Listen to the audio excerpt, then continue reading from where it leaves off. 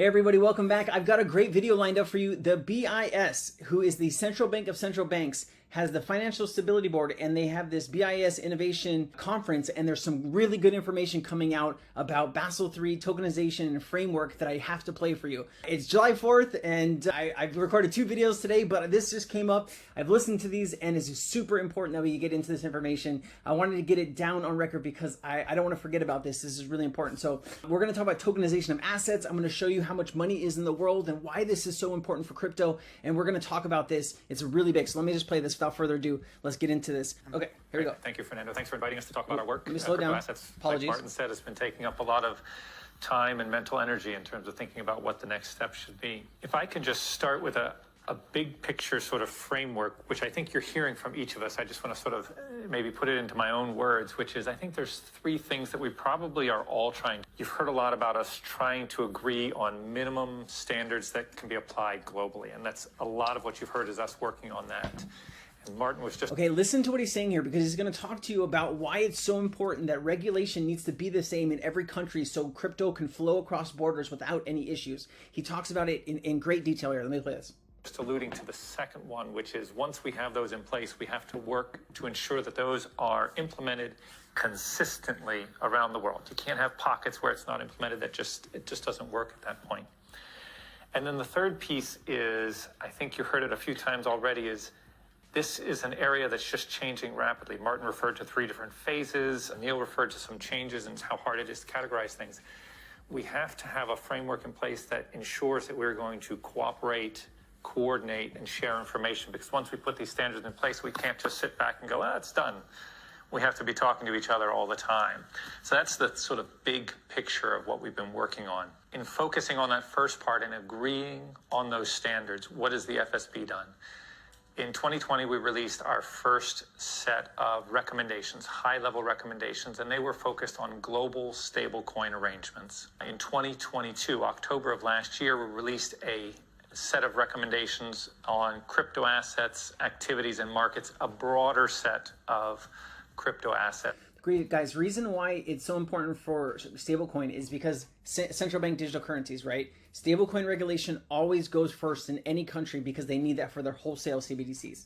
I guess that's the way I would describe it. Again, a high-level set of recommendations. If you look at them, and I'm not going to, please don't ask me to quote all the recommendations. I could try, but I won't get the words right. And I'm not going to recite them to you now. 3 principles that underlie those, and I think you've probably gotten a sense of this from others as well here. If it's the same activity and the same risk that's involved, the same regulation should be involved. You can't say, well, we're different.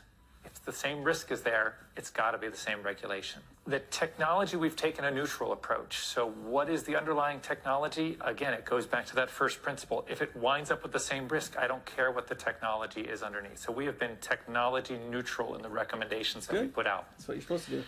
And then the FSB, because we're trying to sort of provide this coordinating envelope, our recommendations are high level.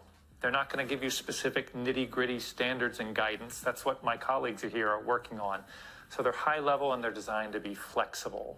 Different jurisdictions are going to have different situations and circumstances into which they want to apply those recommendations. So hopefully we've met those. So where are we? In October 2022, we sent these 2 sets of recommendations, which are supposed to be a comprehensive set of recommendations for the supervision and regulation of crypto assets. We sent them to the G20 as our draft set of recommendations, and we... Okay, so the G20, India is the president of the G20 right now, and they actually have crypto regulation that they have kind of been working on for a long time. And they had a draft that they released in the last G20 meeting for other countries to kind of say, hey, this is what we should be looking at globally. This is what kind of regulation you should have. And India is really, really pushing global regulation for the entire world. Also released them for public consultation, so they were out for several months on that. The consultation was largely supportive, and we're about to release the revised final recommendations. They'll go to the G20, which is meeting in about 2.5 weeks. I'll bring that to you. The revisions, I think you'll see that most of the revisions reflect events that have taken place in crypto asset markets over the past 6 to 9 months, things like FTX, for example. So you'll see some recommendations where you can very much see the link to what has happened there. So are we done? No, of course not. We're looking now to go deeper into some areas. For example, we now know that these large crypto conglomerates that perform multiple functions, have some risks that we weren't aware of. So we're doing some deep analytical dives to sort of assess the financial stability vulnerabilities. Not making policy there yet, not making recommendations there yet, but trying to understand them better. And we're starting the discussions on, okay, we've put out our recommendations, at least in a couple weeks. So next week, we're going to have a discussion of how are we going to ensure that these get implemented consistently. The FSB has some reach. You know, Martin has a different membership, Neil has a different membership, we all have different membership. How are we going to work towards that? Because if there are pockets that don't implement it consistently, that's where the firms are going to go. And we've seen with events already that that's just not a good outcome. And then we have committed to assessing the implementation by the end of 2025, the assessment of the implementation of our recommendations by the end of 2025. So we're going to let people put things in place, and then we're going to take some action. And I'll stop there. All right, and then also, this is the clip where they're talking about tokenization, and I'm gonna show you how much money and value is in the world after we do this, because it is a lot, and it's all coming. Most of it is all coming onto blockchains. Last year. Let me start with the definition of crypto assets. So we use the same definition as the FSB. So crypto assets are basically private digital assets that depend on cryptography and distributed ledger technology or similar technologies. But within that very broad term, there's obviously a wide range of assets and potential future assets that we may not have seen that fall under this very broad definition. And we're going to use this term and often referring, maybe we should be specific as to which part of the crypto assets we're actually referring to. But we can think of it at one end of the spectrum, you have things like coin, which are unbacked, or algorithmic stable coins, which are not very well backed. At the other end of the spectrum, you have things like tokenized bonds issued in jurisdictions with legal regimes that ensure the holders of the tokens are entitled to the same cash flows as traditional bonds. Tokenized bonds are being tested all over the globe right now, and as they get regulation, and as banks are going to be able to hold these, right? Because banks hold regular bonds right now, right? Treasury bills, bonds, stocks. So those are all considered tier one assets, right? Gold just last year got pushed into the tier one asset category, but also cryptocurrencies will be in tiers, tier one, tier two, and probably tier nothing, right? So you're going to have to do specific things to be able to be called a tier one asset, and banks will be able to hold that specific asset because it is a tier one or tier two asset, all right? Banks can hold those assets to back up deposits like they would hold gold and treasury bonds and stocks. All right, that's what we're talking about. Pure tokenization. And then in the middle, you have potentially a whole range of stable coins, which depending on their characteristics, you could either think of them as being closer to the unbacked Bitcoins, or if they're properly backed, they could end up becoming categorized more closely to traditional financial assets. So the framework we came up with that we published tries to cover this whole spectrum of crypto assets. It does so by requiring banks to essentially divide their crypto assets exposures into two broad groups, what we refer to as Group 1 and Group 2, using a set of classification conditions. So basically, when we developed the framework, we had this idea is, are there things currently in place where we could just apply the Basel framework, and if so, under what conditions? We came up with these conditions, and if crypto assets meet these conditions, then essentially the Basel framework applies. If they don't meet these conditions, then we came up with this alternative treatment, which is quite conservative, and that's how we ended up with this Group 1, Group 2 classification. The Group 1 crypto assets include tokenized traditional assets and stable coins that are assessed to have adequate stabilization mechanisms. As I said, these will just be subject to the general requirements based on the existing Basel framework. So again, if you have a bank holding a tokenized corporate bond and it meets all the conditions to be included in a Group 1 asset, then the capital treatment is the same as just holding a non-tokenized corporate bond. So they're telling you this, that tokenized bonds will be looked at as the same as regular bonds, right?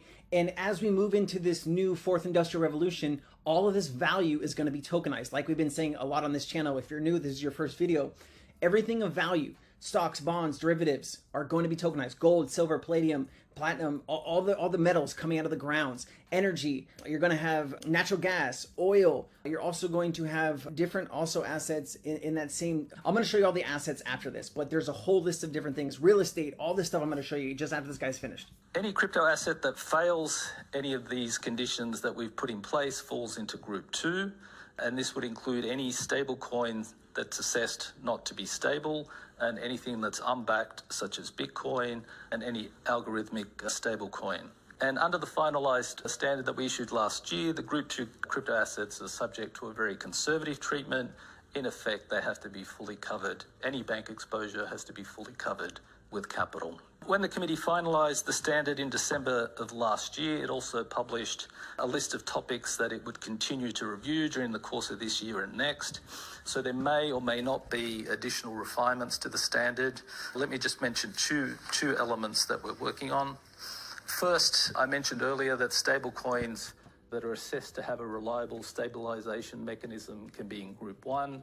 As part of this test, there are some elements that must be used in this assessment. For example, a redemption risk test must be met, and this test aims to ensure that the assets backing the stable coin are sufficient to ensure that they can be redeemed at all times. So one area of work that's ongoing is we're looking at whether we can flesh out in more detail the kind of requirements that would be placed around these reserve assets. At the moment, it's kind of sort of high level general requirements, and we're looking at whether we should provide more detail. A second element in terms of assessing the stability of stable coins is this issue of whether we should have statistical tests.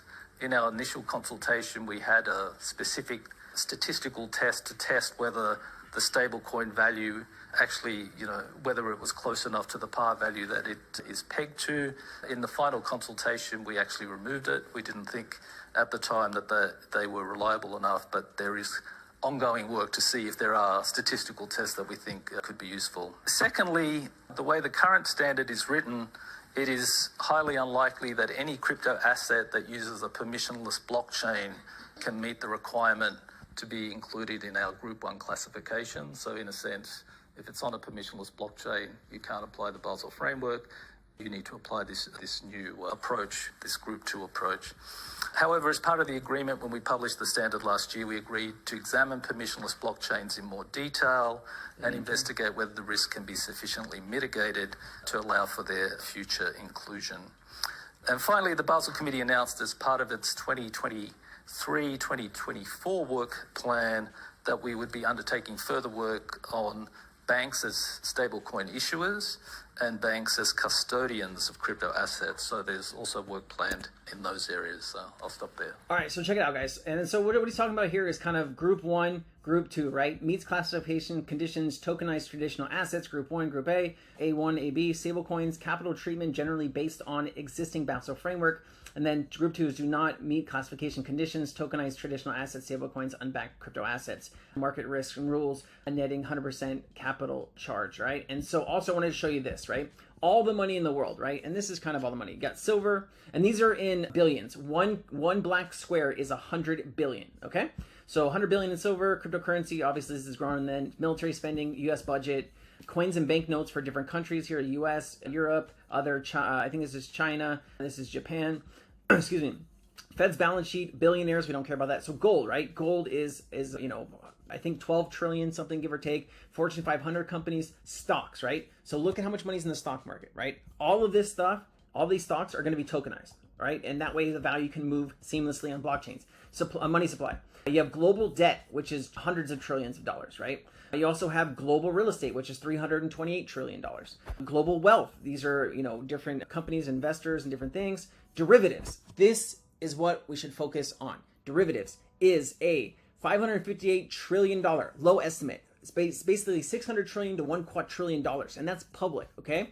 There's also private markets, which are $2 or $3 quadrillion that are not on this list that are also going to be coming. And so look at this. This is derivatives, guys. So this is really what we need to be focused on. Stocks, bonds, derivatives. When this value is added onto certain blockchains, they're probably going to have to be ISO compliant, and they're probably going to have to do multiple things as far as regulation is concerned. You know how Ripple does a lot of posting about how much money they're making, what are they selling, what are they doing. They have a lot of, they want to be, no, how do I say this? Ripple goes out of their way to make public statements and give information so they can be looked at as a legitimate company. There's a lot of companies that don't release quarterly statements, yearly statements, and showing how much profits in the business, what's going on. But Ripple does this in a very beautiful way.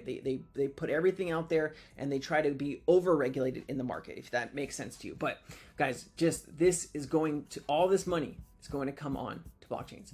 Some of the blockchains we talk about on this channel, like your XRPs, your XDCs, your XLMs, and your quants, those are really the ones that are probably going to get the lion's share of this money that's coming on over the next 5 to 10 years, whatever it is, right? I don't know if it's going to happen next year, next month, 3 years from now. Nobody has the exact timeline, but a black swan event could push all this to the market faster.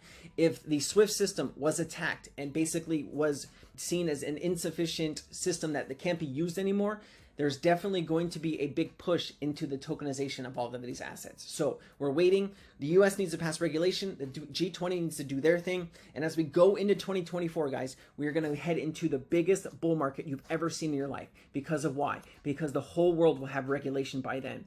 And nothing is going to hold back institution, banks, and regular people like me and you who are grinding hard and trying to understand the information, guys. If you got value out of this video, guys, please like and subscribe. It doesn't cost you anything, but it does help me grow my channel. We do have some new sponsors coming in for the channel, which is amazing. I want to thank those sponsors. And so there'll be little clips and videos ahead. But thank you so much, guys. I hope you're having a great week. I'll see you in the next video. Bye.